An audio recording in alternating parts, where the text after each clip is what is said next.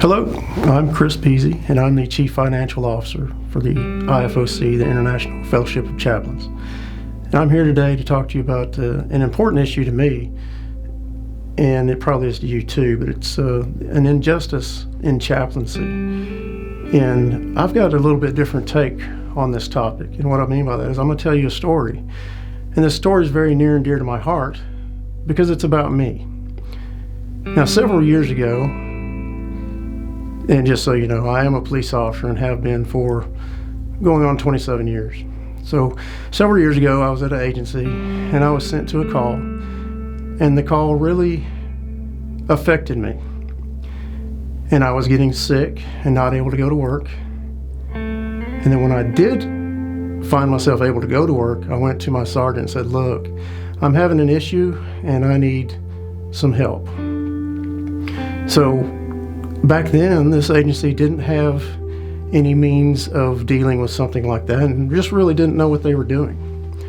There was nobody to walk beside me and help me work through the issue that I had. And by then, it really may have been too late.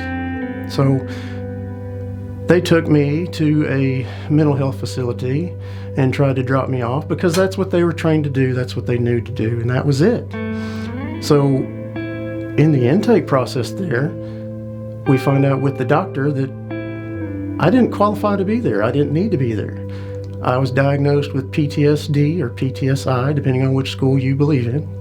So they sent me home, and then I had to get more or less treatments on my own. Now, to make this long story a little shorter, all of this may have been able to be averted if there were more chaplains like you, or more chaplains like me. Because really, a chaplain is just somebody that's going to walk beside you through those hard times, just like Jesus does. A chaplain walks beside you, lets you talk about your issues so that your brain is able to work it out, so that it doesn't become an injury and doesn't get worse than it should be.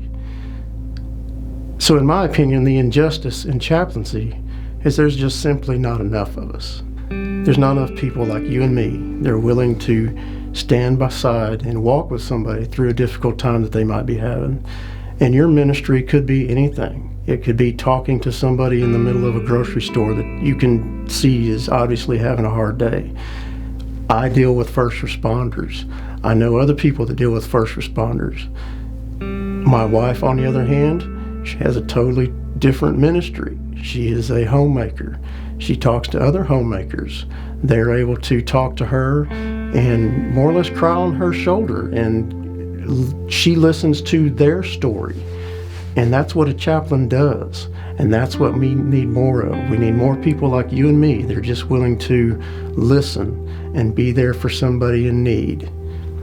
Thank you.